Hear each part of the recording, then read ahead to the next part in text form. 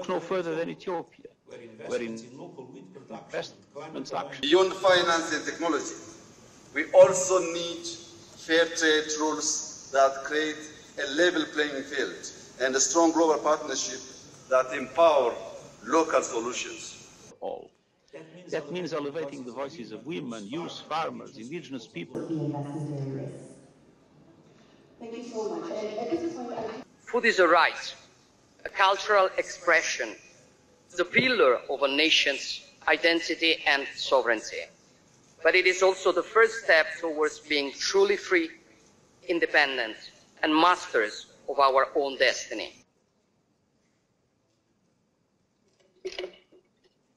À cette occasion, je tiens à remercier chaleureusement. The world can still reverse this tense, but only if we urgently and decisively reorient the architecture of global food systems. In the context of these difficult geopolitical movements, your thoughts on that?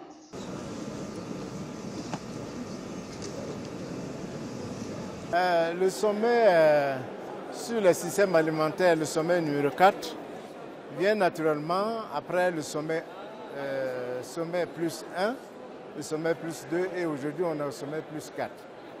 Et dans ces précédents sommets, il y a eu des engagements qui ont été pris par un certain nombre de pays.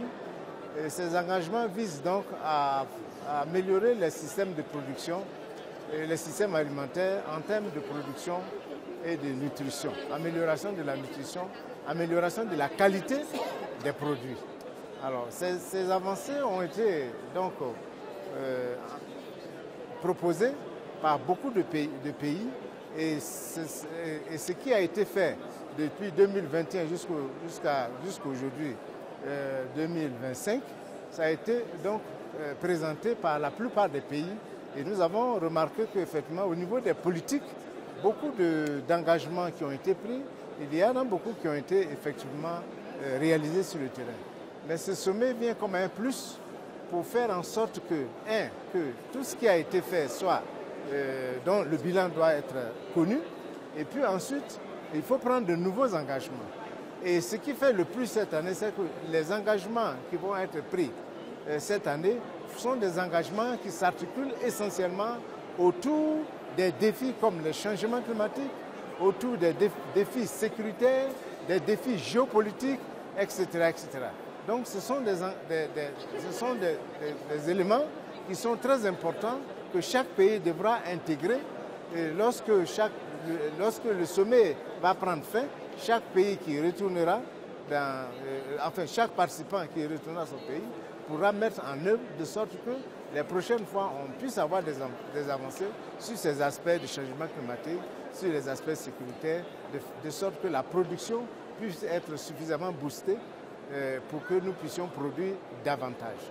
Et ce qu'on pourrait aussi dire, c'est qu'au niveau donc de ces productions, il faut aussi des partenariats. Donc, la question du partenariat a été aussi évoquée, de sorte que nous puissions avoir des partenariats sud-sud et aussi, bien sûr, les partenariats nord-nord continus, mais nous puissions renforcer les partenariats sud-sud, de sorte que la production puisse être encore améliorée, parce que l'Afrique a un potentiel important. Nous avons les ressources naturelles, nous avons des sols, nous avons de l'eau. La plupart des pays ont suffisamment d'eau pour produire suffisamment. Donc, il faut ces politiques-là et ces rencontres permettent donc justement de capitaliser sur ces potentiels de façon à pouvoir produire davantage. Donc, les prochaines fois qu'on reviendra, alors on pourra avoir des avancées sur ce qui a été fait, les engagements, les nouveaux engagements qui ont été pris dans le cadre de ce que je viens de dire. Bien,